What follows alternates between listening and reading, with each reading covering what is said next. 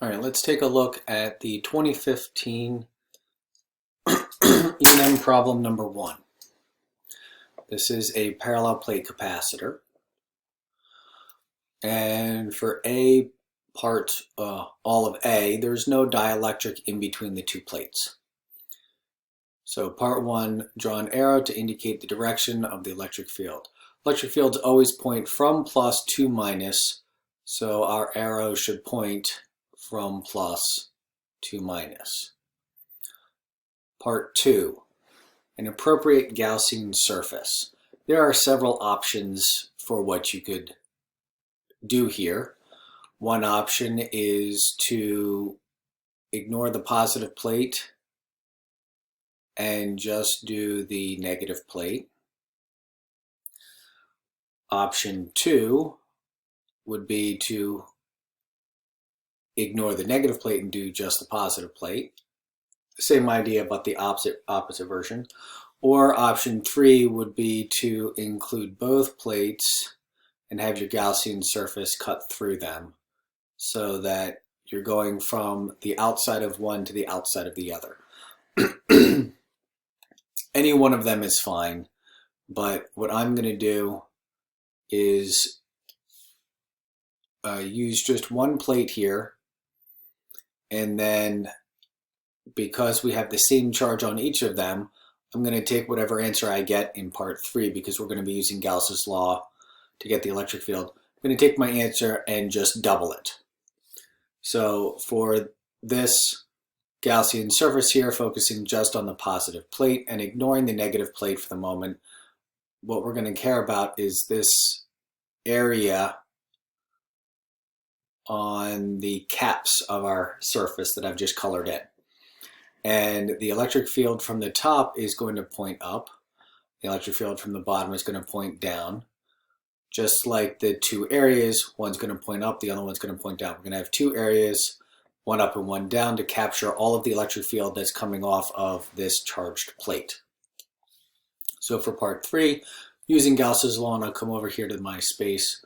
Over here we'll have Q enclosed over epsilon naught is going to produce electric flux, which we're going to capture with our areas. So the charge enclosed is just going to be the positive Q. And then we're going to take, what we could do is take all of these things and then just move them down to get the negative. Do it all over again, but there's no need to do that. We can just multiply everything by 2. The area for parallel plates, we don't need to specify what the shape of that area is. We just need to say it's an area. And we have one area A up and the other one down, so we have two areas capturing the electric field that's coming off of this charge. When we plug these guys in, we're going to have the electric field from the positive plate is going to be Q over 2 epsilon naught A. Now the total electric field, so take a look here, what we need is the electric field between the plates. That means we need to include the negative plate. So E total is going to be the result of the plus plus the minus. And we've already established that electric fields previously, electric fields point away from positives and they point towards negatives. So the electric field between the plates is pointing down. So these two electric fields are going to point in the same direction, and we will just add together the magnitudes, which are going to be the same size that I have above there.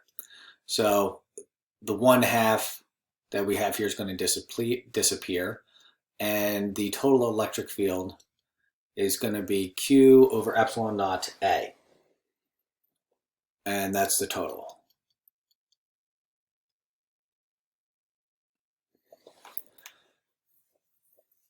All right, for part B, they say, now let's put a dielectric in between the two plates, and the dielectric will have an exponential decay in its strength as we move from the bottom plate to the top plate. Well, what is that dielectric as a function. We'll compare our electric field with no dielectric to the electric field with a dielectric, and that difference, that new thing added term in there, K naught, that's the dielectric. So for part B, our dielectric kappa is going to be our constant kappa naught times the exponential decay part. And all they want you to do is recognize the piece that we've added to the electric field, and they've given you the equation here. The piece that we've added to the electric field is going to be the result of that dielectric constant.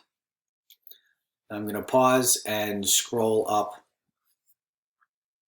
the PDF. All right, for part C, we're going to figure out what the electric potential difference is between the plates. Notice they've given us an equation for the electric field. So we need to remember the relationship between the electric potential and the electric field. And that is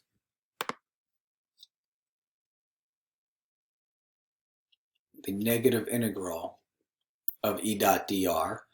If we're going to start at 0, which is at the bottom plate, and we're going to go up to the top plate, which gets us V sub d. Now that's for part 1. You could write this is the integral form, or you could write it as the differential form, which has the electric field as the derivative of the voltage, and that's with respect to position, not time. And they gave us the equation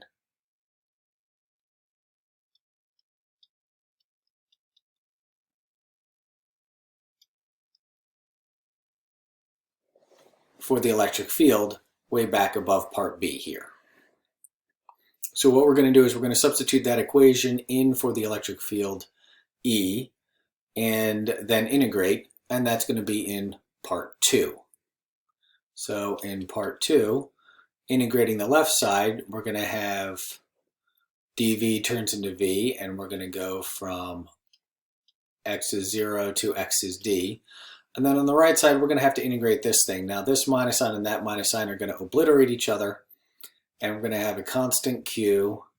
I'm going to have another constant epsilon naught, another constant kappa naught, another constant A, and we're going to integrate. And remember the rules of exponents with negatives.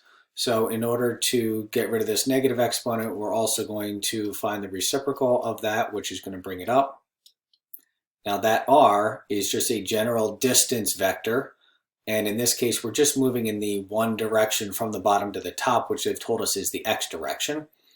So the dr is going to turn into a dx. Now remember also the integral rules for exponentials.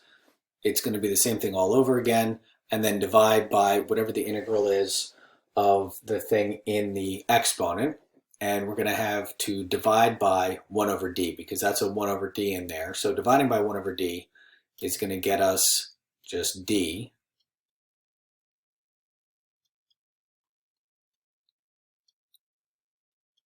And we're going to move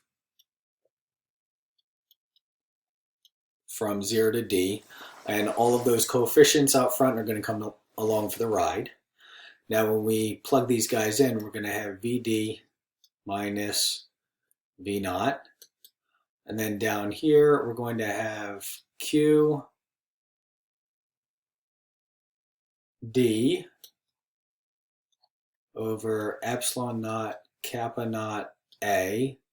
And then for entering our limits, we're going to have e to the d over d, which is 1, minus e to the 0. And everything else here is just a constant. Well, e to the 1 minus e to the 0. Well, that's 2.718281828, going on and on and on, minus 1. So the change in voltage from the bottom to the top is going to be 1.7182818. 1.72 QD over epsilon naught kappa naught A. All right, part D. Hey, do you remember the sheet that I gave you guys for deriving the capacitance of various shapes? And I said we were going to have a quiz on it. Well, we didn't get to have that quiz. But here is where that sort of idea comes in relevant. Remember, we started out with using Gauss's law to go from charge to the electric field. That's what we're doing up here in part A. And then down here in part C, we're using the relationship between the electric field and the voltage to go from the electric field to the voltage.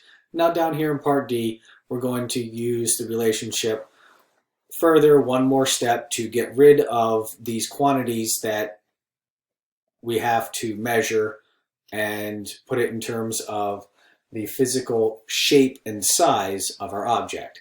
It's the same exact process. So rearranging and dividing by Q over V gets us A epsilon naught kappa naught over 1.72 D.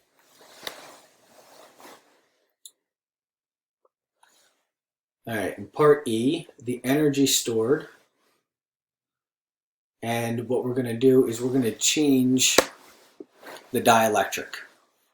So what happens? So if we change this dielectric so that it's just kappa naught. All right, so we have C versus, so C with the variable one, and then C versus the constant one is going to be A epsilon naught kappa naught over just D.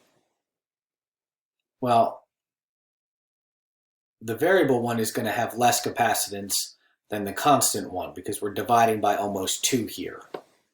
So the variable one is almost half of the constant one. Now, does it say anything about changing the charge? Second capacitor constant, also given the charge Q. So it's got the same charge. So energy stored in a capacitor is Q squared over 2C. Well, the charge is going to be the same, and the variable is a smaller capacitance, so we're dividing by a smaller number here. So the variable energy is, the energy with a variable capacitor is greater than the energy from the constant dielectric because we're dividing by a smaller number here. So since CV is less than CC, and then we divide by a smaller number, that means UV greater than UC, since